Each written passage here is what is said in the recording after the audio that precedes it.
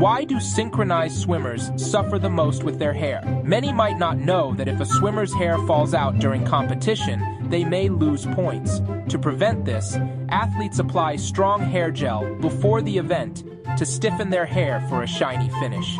However, after the competition, this gel becomes a nightmare and is tough to remove. Just imagine having chewing gum stuck in your hair. Athletes use special oily solutions to dissolve the gel, but if they're not careful, they might pull out their hair too, which is really painful.